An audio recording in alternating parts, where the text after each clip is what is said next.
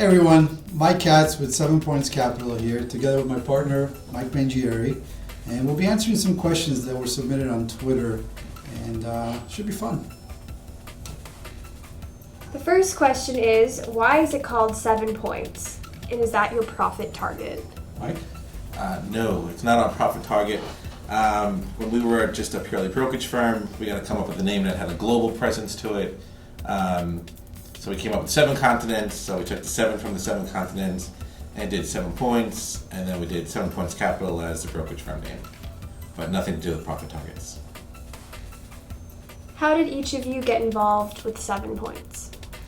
So we started 7 Points back in '07, right before it got really wild in 2008. We were executing orders for funds and small to medium-sized institutions. And slowly we decided that we didn't want to be in the execution business anymore. We realized that trading is where it's at, and we slowly migrated over to the trading side. And for quite a while now, we don't have any more customers, and we just trade for ourselves and became a trading firm. How does one get their start in trading? Good one, Mike. Yeah, I would say you got to actually do it. You got to open up a simple account in either a TD Ameritrade, an E-Trade, or wherever. Put money in that account, whether it's $50 or more, and actually click the button and put a trade on. Do your research, do your homework, and start small. It's not something you could just paper trade and think you're going to be a trader and not have the emotional ties to trading. So you got to actually open up an account and feel what it's like. Otherwise, you'll never know unless you actually do it. What influences your decisions? Good question. I think as the years progressed, aside from the wife, price action is where I've been focusing a lot more. And I realized as time goes on that indicators are great, all kinds of information is great, but at the end of the day, I don't need CNBC, I don't need some guru to tell me whether I should buy or sell stock. I'm just looking at the price action, and that has the most influence on how I trade. So if things are working, I'll get bigger, otherwise I like to get smaller. What software platform does the firm use? On a daily basis, more Sterling. So we use Sterling Financial or Sterling Trader, whatever they go by now. We've used DOST, we've looked at Realtek. Whatever's out there, we're willing to bring them in and try it out. And then it just becomes a matter of preference for the individual trader of which one he wants to stick with, if he wants to change. But yeah, if it's out there, we'll take a look at it. If it's good, we'll keep it. If not, off to the next one. What are some of 7 Points' different trading styles? Or does the firm predominantly trade a very similar style across the firm? I think it varies quite a bit from trader to trader. We have certain things that we consider an edge, and most of our traders will try to utilize that. But at the end of the day, they put their own twist and color on it, and they come up with their own versions of some basic strategies, and some others are a little bit more advanced. So some traders might trade options, others might be more scalpers, and then you have others that might be more momentum and catalyst driven. What are some tickers that 7 Points trades that has high volume every day, decent range? I mean, that's going to change from day to day. I'd say for that question, it's more of whatever you're going to see in the news that day. Chances are we're going to be in it. What was active today could be dead tomorrow. So a hard one to answer, but I would say just look at your your top 10 ticker on NASDAQ's website, New York's website, and chances are we'll be in those top 10 to 20 names every day. What are some key variables you consider when developing a new strategy, and how do you test it? Do you use different time frames to see where it works best? Yeah, backtesting is important. I think the key is to have screen time and to get ideas from actually watching the market live. And then you have a certain idea, you have a thesis, and then you go back and you backtest it. So we do that a lot as traders, and sometimes traders will cluster up in the firm, or they'll come up to me and say, Mike, what do you think of this idea? I just came across this. Do you think there is any edge here?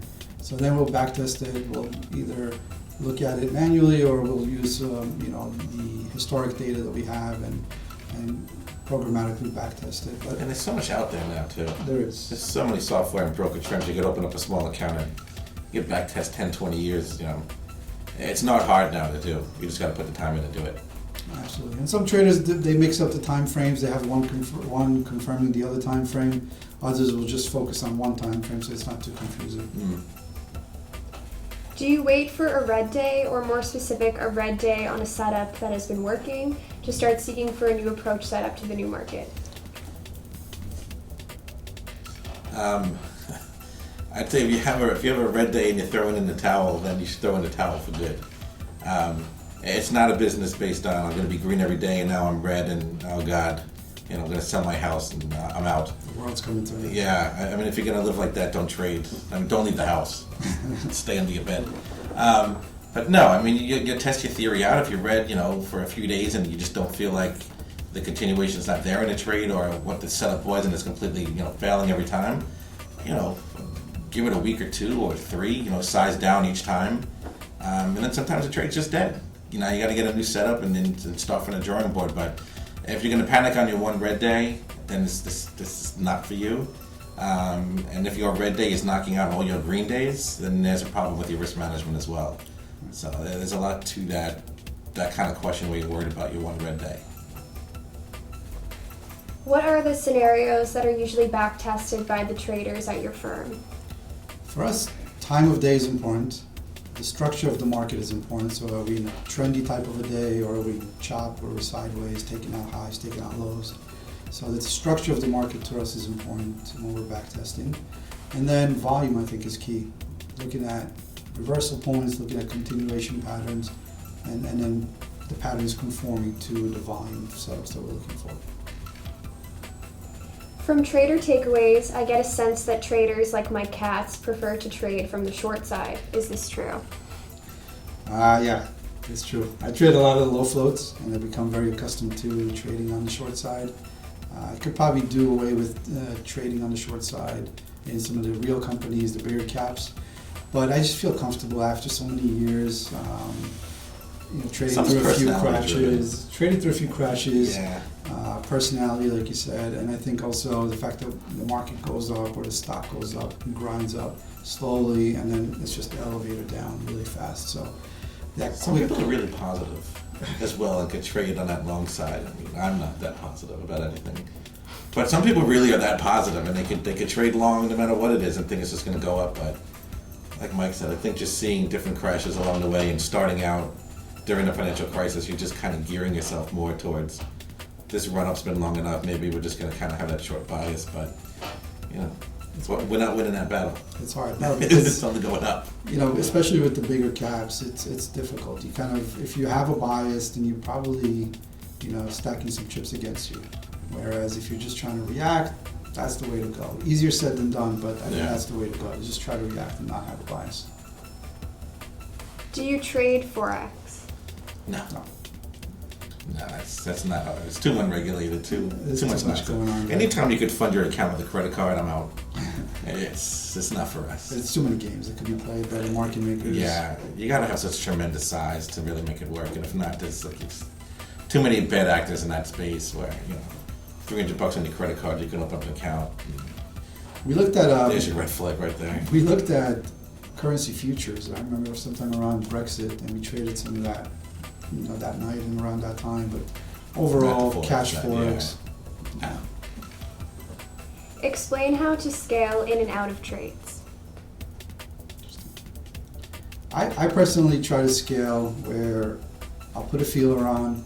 If the price actually starts to confirm my thesis, and the price is, on the long trade, for example, if the price is going up after I put the trade on, then I'd like to get bigger. So scale in, add to winners, and then I have the ability to kind of figure out where I want to take some off by watching the tape, and then figure out if I can get it back. By trading around a core, sometimes I end up scaling out of it, and I just try to leave some on so that the market tells me when it's over, as opposed to just selling to strength, for example, in a long trade. Yeah, I think you got to watch the ones where you're sizing in because you're down, and you lost money, and now you're going bigger and bigger to try to make it all back in one trade. Yeah. And that's probably what more people do than don't. So if you're down, $500 trading 1,000 shares, now your next trade all of a sudden becomes 2,500 shares. And then there's 5,000 shares, and then you blew your whole load, you're out, you're done.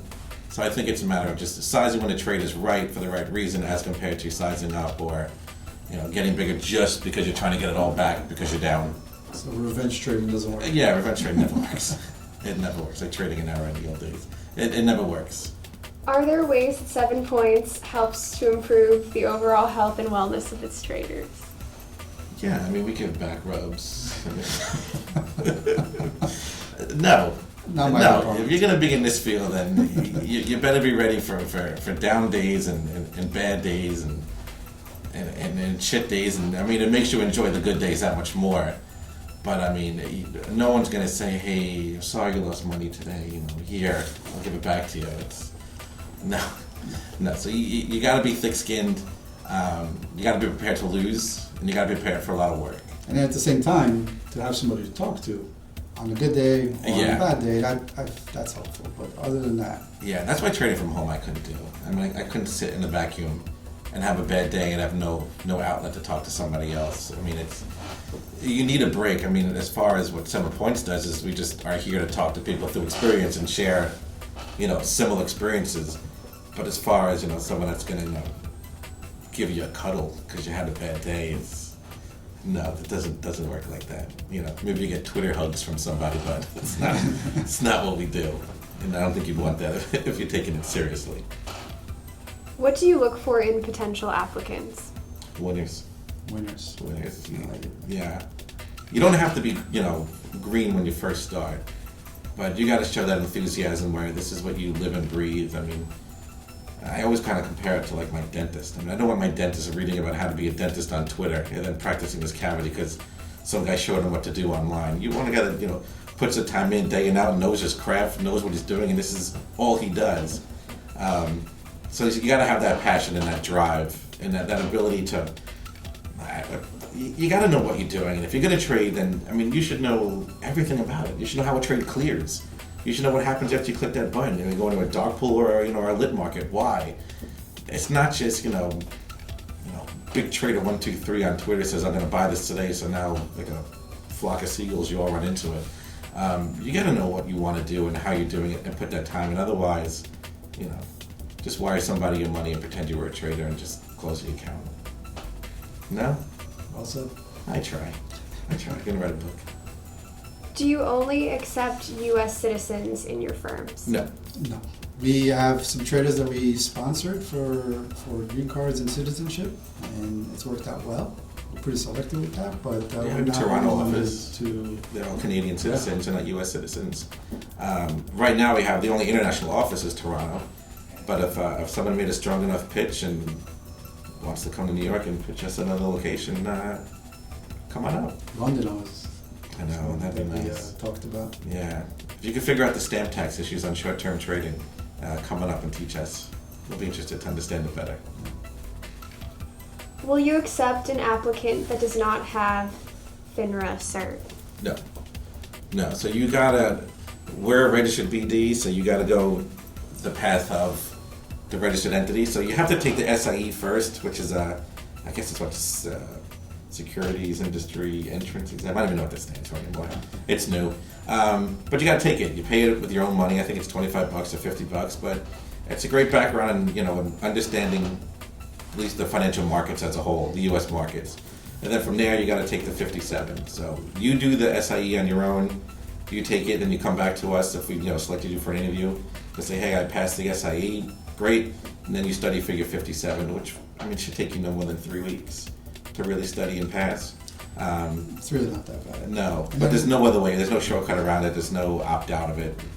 You just get it done. And then at the same time, you end up learning about the industry. It's not just clicking a button. You kind of start to understand how things work in the background, settlement, and then you start to read about retail and everything. Yeah, if you're trading at home and you don't want to join a prop firm, you can still take the SIE exam.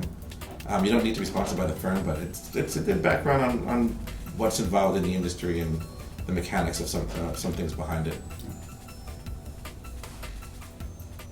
What advice can you offer a potential applicant who did not major in finance but acquired some experience from working directly with the markets? Yeah, Don't focus finance on is that. not a major. Yeah. It's not a necessity. We've had marine biologists, we had psychologists, we've had pretty much everybody from all walks of life. So finance is nice because it gives a little bit of a background. the chances are what you learn, that CAPM and what you learn in finance courses, Yeah. it's not really going to be very translatable into actual trading. So we'd say that it's not a must. No, have that real life experience is fine. Don't have your parents fake it and send us some, phony account statements. Well, now they're getting money laundering, right? What an idiot. They're getting hit with money laundering. Unbelievable. Yeah, so don't have your mom and dad take a picture of their statements and say that you traded it or whatever, or someone else's. But no, most people in college is overrated for the most part anyway. I took anthropology in some of my classes. Never going to use it. So have the real life experience and tell us about that experience. We're not going to ask you what your major, your minors were, and what elective classes you took, electives that you had to take. Kind of going off that last question, will you hire someone who does not have a college degree but has trading experience? Yeah. Yeah, we have. Yeah. We have a couple of really good traders that. It's just not for everybody. You got to really make sure you want to go to college for the cost that it is today and the debt you're going to be put into. Make sure you want it. And if you want to be a trader and you're putting that time in instead of going to class and you're trading all day, even better. Even better. And the final question is, does 7 Points offer internships? Good question. We get this quite a bit. And yes, we do offer internships. We're really selective because we have limited seating and it takes a lot of effort. And when we bring someone on, we want to make sure that we have the resources and that we're going to have plenty for them to do and learn. So we're pretty selective, but we definitely have the internship program. Yeah, Right? I think so. This was fun. I thought so. Enjoyed I'll do it. more of them. We'll do more of them. Thank you guys for watching. Give us that thumbs up, follow us, and Instagram, Twitter, our website, hit us up. Thanks.